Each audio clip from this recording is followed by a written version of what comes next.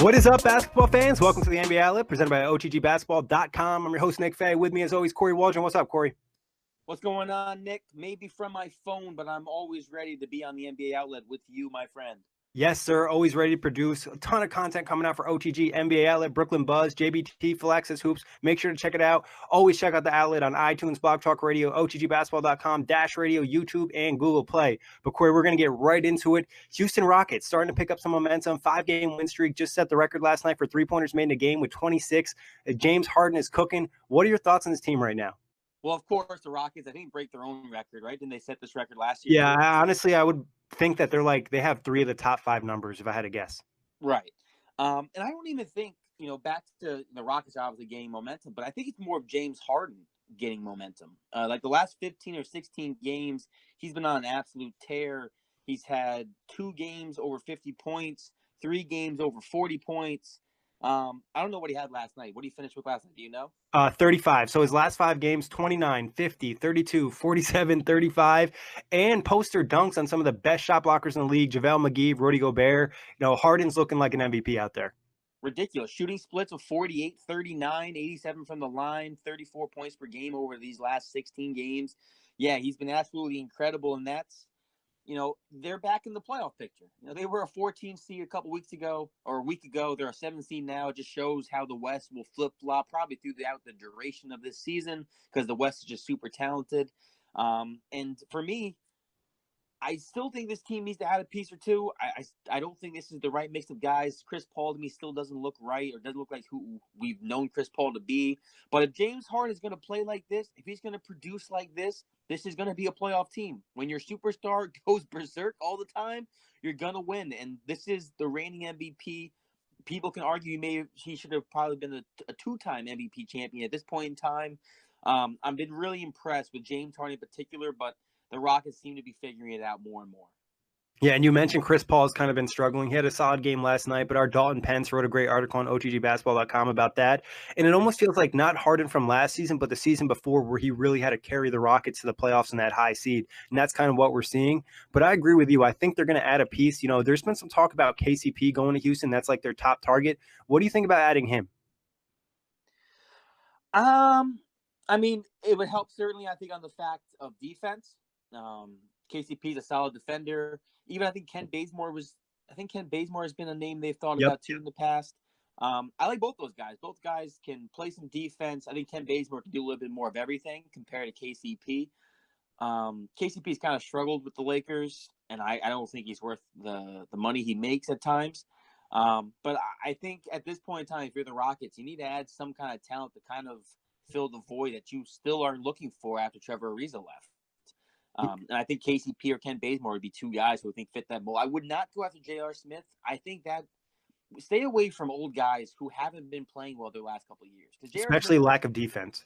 Right. And J.R. Smith has not been a good NBA player since the title the Cavs won. So 2 years ago. And I just think if you're the Rockets, you look at those guys like KCP, as you mentioned, and Ken Bazemore, I think, we got to try and get one of those guys in if we're really going to make this team one of the powerhouses back in the West again. I agree. I think they could go after a wing. They could even go out for one of those in-between forwards. That's like a 3-4 that you can play at, small ball 4 sometimes. I think they definitely are going to look to make a move. I think they probably feel more confident. And I think they're only 4 games back of the 3rd seed in the West. So there's plenty of room for improvement.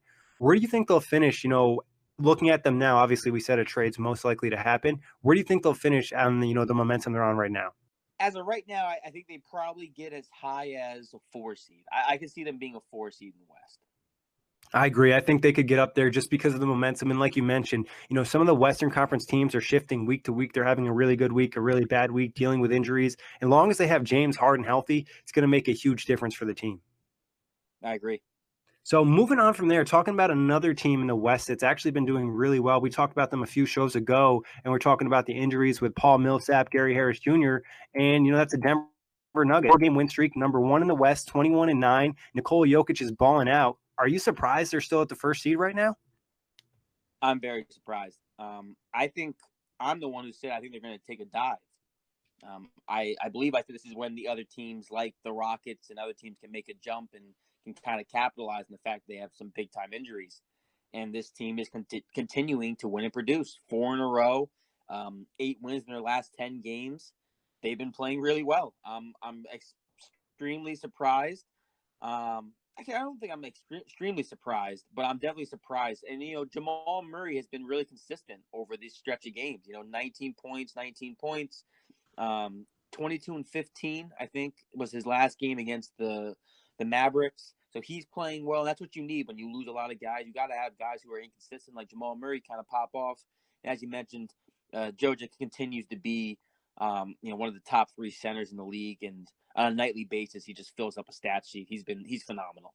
Yeah, if you look at some of the recent games for Denver, he leads in points, he leads in rebounds, he leads in assists. So just kind of filling up that stat sheet, having a huge impact. How scary would the Nuggets be when they're fully healthy? We're talking Paul Millsap, Gary Harris, and then also the forgotten man, Isaiah Thomas.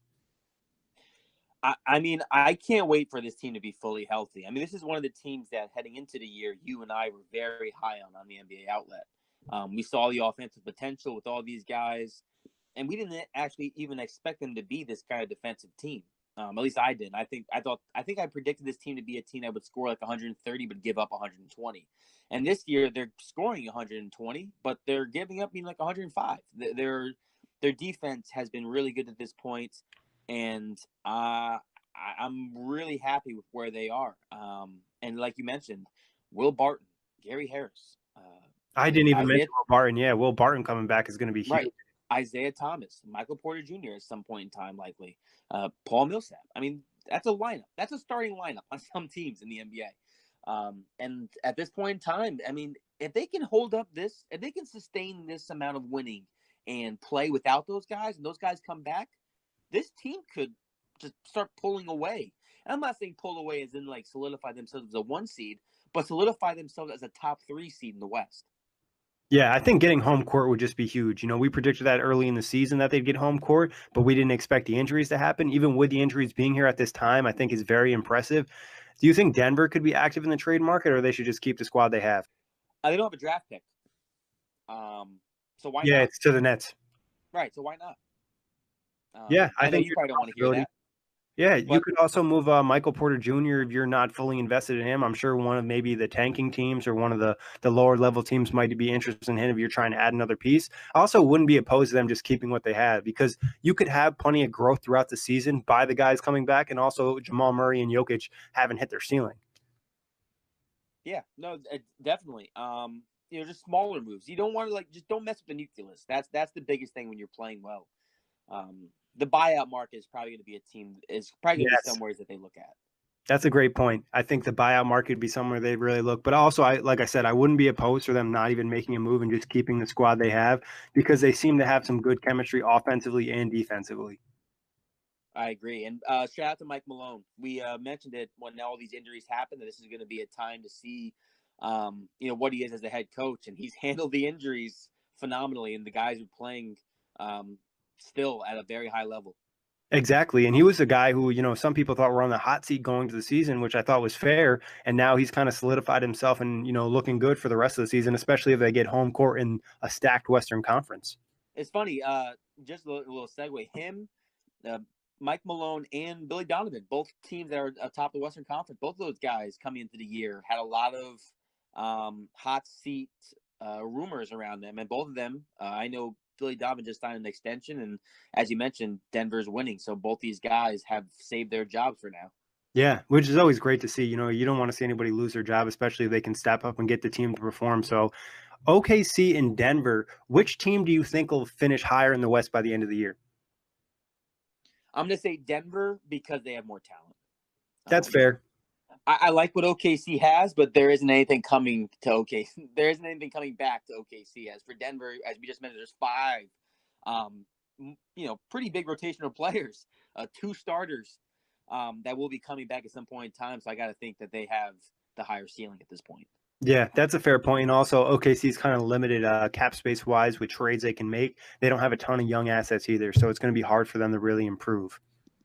Out of Houston, Denver, and OKC, which team do you think will be scariest come playoff time? See, now for this question, though, I'm going to say OKC. I just think they're good.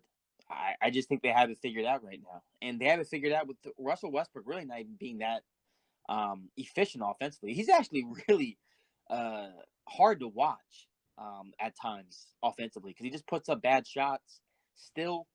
But I mean, Paul George playing like an MVP. Their defense is really top notch. Steven Adams is phenomenal. And I like defense when it comes to the playoffs, and I think OKC's got the best defense, so I would give them an edge in the 7-game series. Do you think this is the best Paul George has played, since the injury? The injury with Team USA? Nick, I'll even take it one step further. This is the best he's ever played in his career. Yeah. This is literally the best version of Paul George I've ever seen. From decision making to rebounding to playmaking even. And then just the fact of him shooting, he's shooting 48 and 38 from the field. I just think this is the first time he must feel extremely comfortable where he is. And where is that? That's being the number 2. Now, do you think some of that's also being in OKC where, I mean, obviously in Indiana, there wasn't necessarily a ton of pressure, but being in OKC, not being in LA has kind of allowed him to get comfortable and find that role? I think he belongs in this kind of medium to small market for sure. I think it's the great spotlight if it was on 24/7 in a place like LA. Because if you remember, he really wasn't that good to start this year again. Yeah. He struggled out of the gate, and he was shooting poorly. And if he was in LA doing that, man, the media would have torn him apart.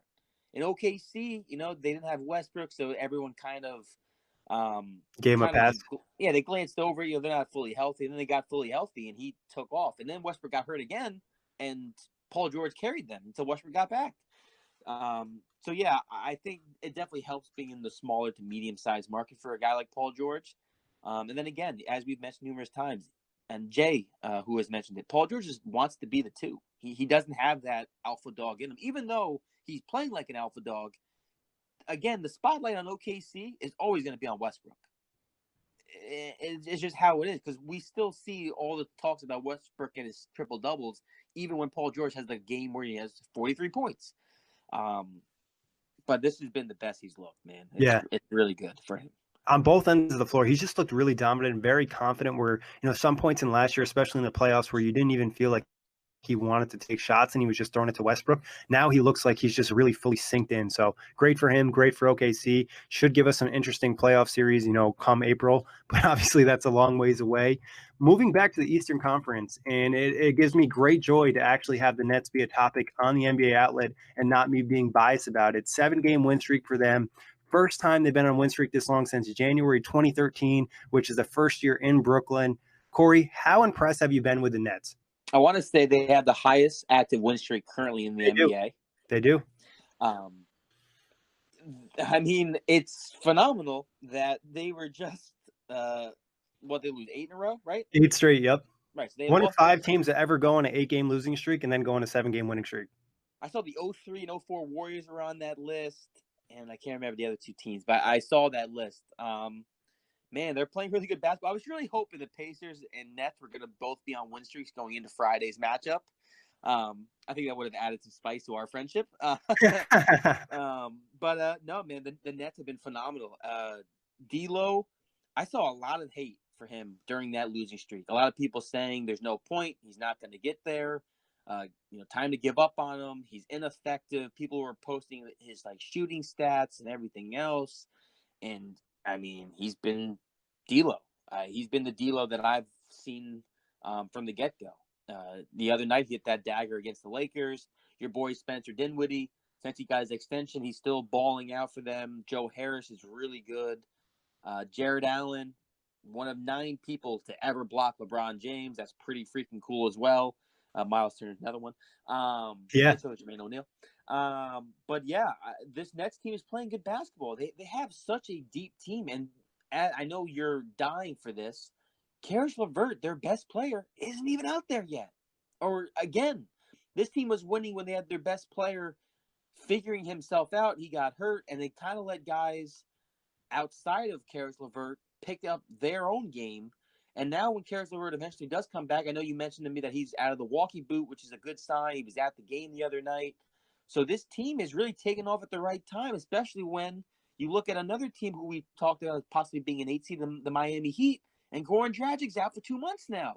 So you got to think if Miami's losing that guy for 2 months, Deion Waiters is still nowhere to be found. There's really not that much offensive threat from them. I can't see Miami making the playoffs over top of the Nets right now. There's no way. Yeah, you could argue the Nets are playing better than all the teams in front of them in terms of, the 6th, 7th, and 8th seed being Detroit, Charlotte, and Orlando. Only 2 games back from the 6th spot, a half a game back from the 8th seed. So, I've been super impressed. And, if you want more in-depth Nets coverage, check out the Brooklyn Buzz. I co-host that with my guy, Jack Manuel. But 7-game win streak, as optimistic as I was going to the season, at no point did I expect this. And you mentioned the numbers from Spencer Dinwiddie and D'Lo. I have them in front of me. Over this win streak, Dinwiddie's averaging over 24 points a game, over 5 assists, shooting over 52% from the field, over 40% from 3. D'Angelo's averaging over 17 a game, almost 8 assists, 47% from the field, and 39% from 3. So both these guys, when you have 2 dominant guards, and they've actually been able to play well together, which was a problem in the past, and some of it was just not having the experience and the repetition together. Now they're starting to kind of find things to work together and be in sync. Like you said, D'Lo had the big game against the Lakers. Last night against the Bulls, Dinwiddie had the big game. So having 2 guys and then adding Caris LeVert back to the mix where you have 3 guys that could score 25 or 30 any single night, it's going to be really hard to stop the Nets. Which No, I it really didn't expect to say that this year. I thought they were probably another year of development away, but big props to the team bouncing back from that 8-game losing streak, because I don't think they'd be on this winning streak without those losses. A lot of, team mentality. They had a players only meeting led by Jared Dudley, Damari Carroll, Ed Davis. The veterans have done those things, and Kenny Atkinson deserves a lot of credit as well. And I know he's caught some hate from Nets fans too. Yeah. Injuries suck, and they've had a lot of injuries to start this year. If you think about it, Damari Carroll missed time, right? Yep, Alan Crabb's out right now. Jefferson missed time, and Alan Crabb, he's figuring it out. You've mentioned, right? He's getting better. Yeah, I know he's been out the last 3 games. But before that, he was on a really hot streak where the 3 games before that, he was like 13 to 21 from 3 and really having an impact on the court. Right. So everybody's starting to figure it out. Treveon Graham, right? he just came back too, I think, recently. Yeah, he just he started practicing with the Long Island Nets, so I would expect to see him either late this month or early 2019. Perfect. Yeah, I really like this Nets team. Now, this is a question for you, Nick, because do you think they're going to be buying at this deadline, or are they going to try and move a guy like maybe Damari Carroll or somebody, I don't know, another type of role player to get somebody else? And what do you think is going to happen with this Nets team going forward? What do you think their mindset is?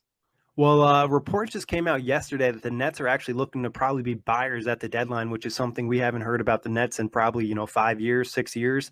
So that's pretty impressive. And I don't think they'll necessarily be looking to make any small moves, because a lot, like you mentioned, they have depth. They have a lot of solid players on the team. I think the only way where they really make an aggressive move is if they're trying to acquire some type of star. And Jack and I touched on that in the latest Brooklyn Buzz. Like if somebody were to pop up and demand a trade, maybe they make a move for that, because like you mentioned earlier, they have Denver's first-round pick. So 2 first-round picks. They have a couple young players they could possibly move. But I think you want to keep the team together for the most part, especially they're on the 7-game win streak. They just took the squad picture last night on the plane ride home against the Bulls. So I think you kind of keep it together. In the veterans, even though they might not necessarily be producing great numbers, their presence cannot be undersold. Yeah. Your guy, Rodness, how do you say his name? Rodions Kurucs. Yeah, he's pretty solid. I had him pick him up the other night in FanDuel, and I watched a little bit of the Nets game, and he's pretty soled for a young guy too. This Nets nucleus is really good. I know you're extremely happy, Nick. As a Nets fan, as a diehard Nets fan, I know you've been through the ringer. I remember those early days when they were making the playoffs. We went to a playoff game together against the Bulls, and you haven't. That's the last time they were in the playoffs, I think. Was that year? Well, no, they made it the next 2 years, and then after that, it's been pretty much quiet. I think a lot of people forget they made it the year with Lionel Hollins, and they were 38 and 44.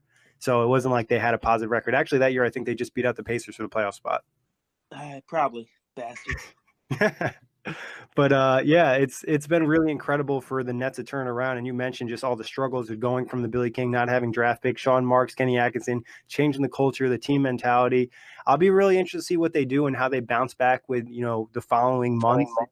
So very interesting to talk Nets right now and actually have them be a topic on the outlet. Yeah, and fighting for a playoff seed. Yeah.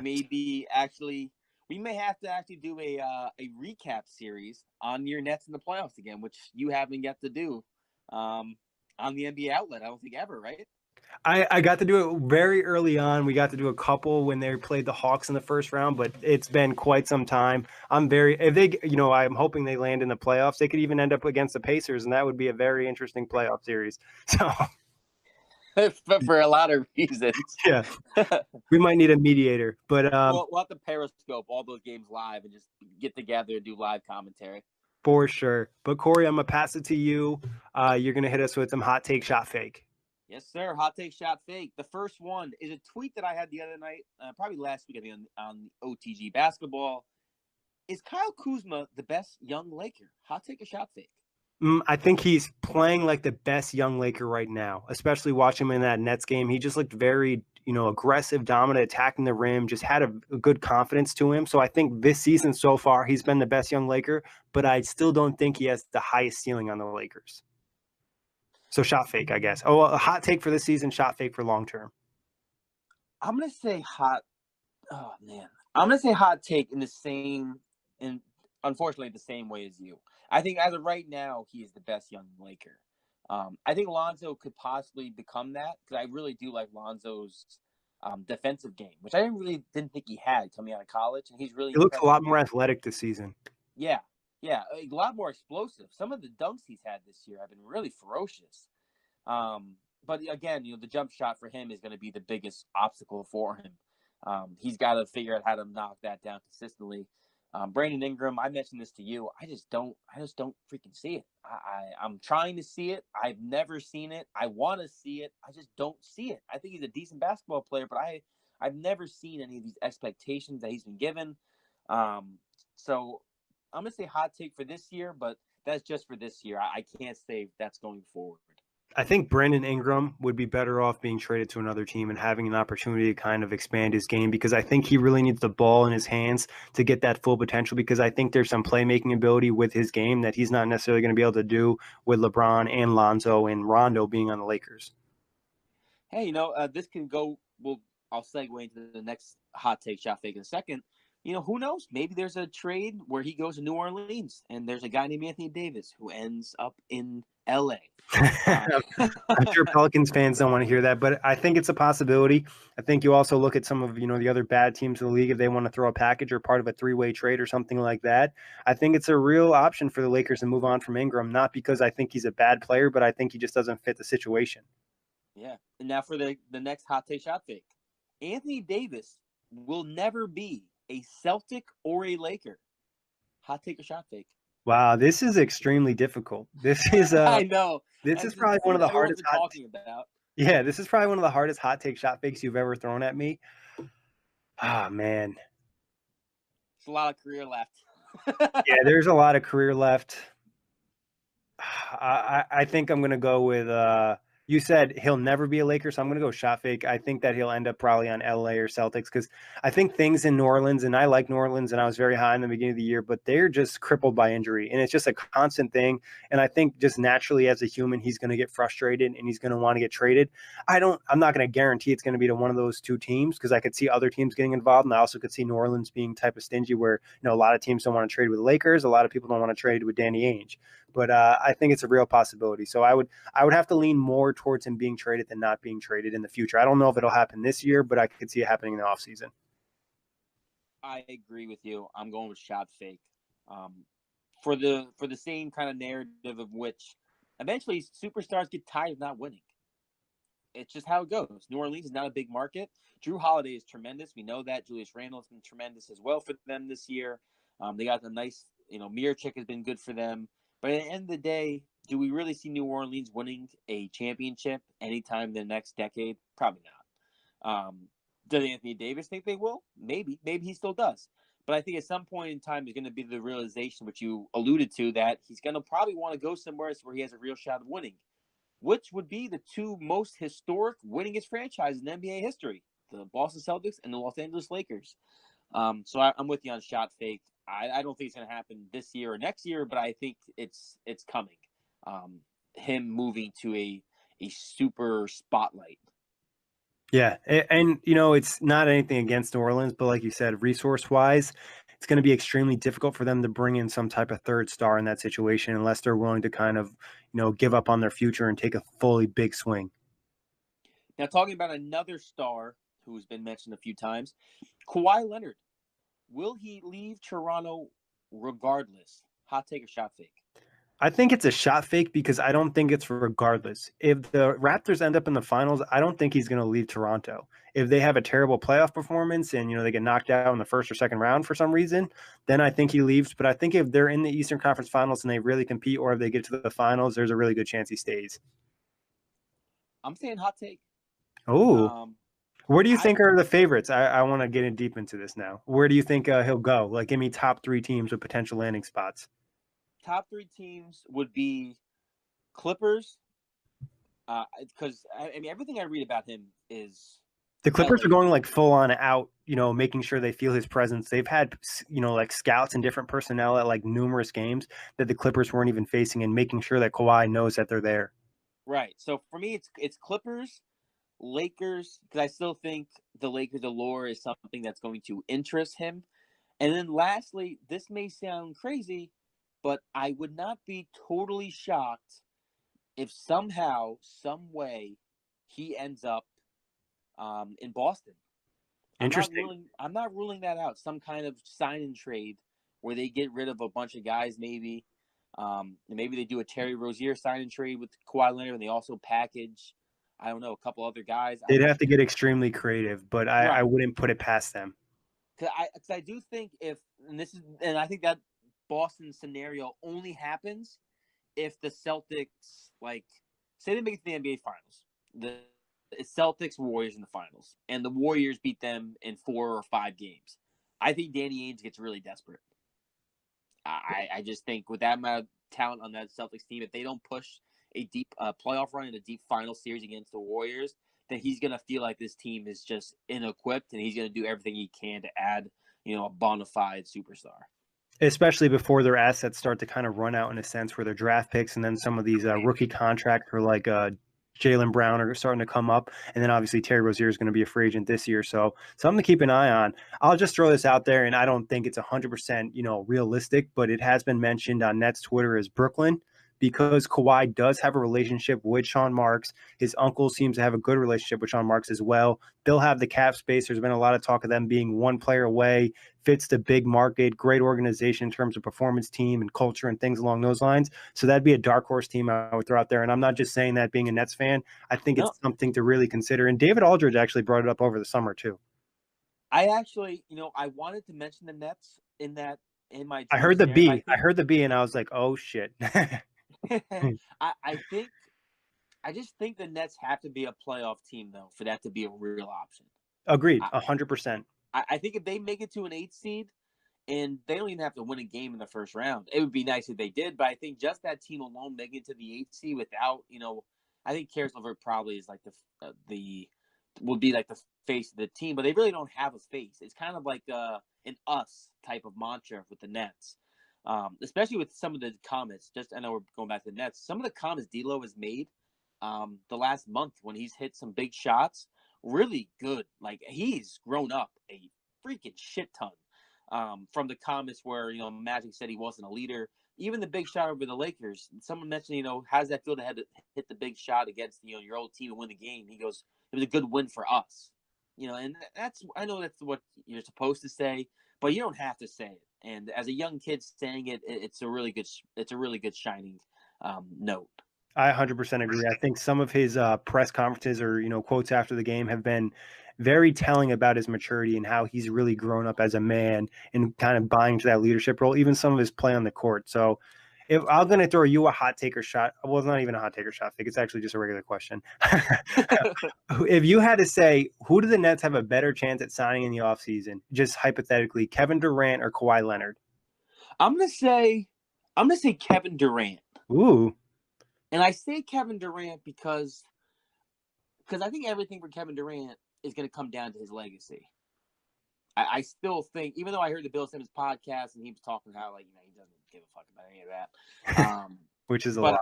I think it's bullshit. Yeah. And he also made some comments about, like, why are you so sensitive? It's like, bro, you're the most sensitive person in the goddamn NBA. Shut your mouth. But I think if you're going to go to New York, you want to be the face of a franchise, an up-and-coming franchise, to be the guy. I mean, Brooklyn, to me, is the better team than the Knicks. Head and shoulders, better team. I like what they got more. I may like some individual pieces on the Knicks slightly more, but I think as a team, I really like what the Nets have. And I think that's alluring to a team that's never won an NBA title. Durant can maybe right that ship. I think Durant would have more. I think Durant is more appealing to the Nets. Definitely something Jack and I will be talking about for the next couple months. It's a Plus, real a small ball 4, I think, would be more amazing fitting to fit. what the Nets need than having a 3. Yeah, I agree. I think because they could go with their 3 guards, or Joe Harris plays a small forward, or Karis LeVert. Having that KD at the 4 would definitely be a game changer. Obviously, getting way ahead of ourselves, and we'll be talking free agency in the future. But any more hot take shot fakes, Kory? One more hot take or shot fake: the Dallas Mavericks go all in on a playoff spot. I'm going to go hot take because Mark Cuban seems the type. He seems like the guy that's going to go all in. Luka's already there. They have their key franchise piece for the future. They don't really care about draft picks. He's always about spending money and always thinks he can get the team in the playoffs. So they're going all in for a playoff spot or whatever they need to do at the deadline. Hot take as well. I think Wesley Matthews, JJ Barea, somebody gets moved. I wouldn't even be surprised, and this is maybe a hot take, if they move Dennis Smith Jr. for a bigger piece or something in a bigger trade. There's been a lot of talk about that. Can him and Luka Doncic coexist? Dennis Smith Jr. hasn't been wow, but he hasn't been bad. And a lot of the reports say he's a really good locker room and team guy. So I wouldn't be surprised either if he was dealt. I think that makes sense if they're trying to get a bigger return to really make a splash. And I also think this is a team that's going to want to try and make the playoffs, because I feel like they're another team that's going to try and go, big game hunting this offseason. Not that it's going to work. They always do. Right, but right, and then in the past it never really does work. But I think Luka Doncic is the first player they've had in a long time that I think stars are going to want to play with. Yeah, since prime Dirk. Dirk obviously is at the end of his career now, and they haven't really had that big piece. But Luka's gained major, attraction around the league, especially as a passer and a guy who can step up in the clutch. For sure, he's been phenomenal. I mean, the step back, some of the shots he's hit this year already, it's not fair. Ridiculous for a 19-year-old. 100%. But all right, Kory, that wraps it up. Yes, sir. That's it. All right. And just a quick shout out for OTG. We are dropping a newsletter weekly. Like we mentioned, my guy Jack Manuel is going to be writing that every week, showcasing the best OTG content from articles to podcasts. And we're going to set up on the website so you can subscribe right to the mailing list, and we'll send it right to your inbox every week. But as always, we appreciate you listening. Always a pleasure, Kory. And check out the show, iTunes, Box Talk Radio, OTGBasketball.com, Dash Radio, and YouTube. Peace out, knuckleheads.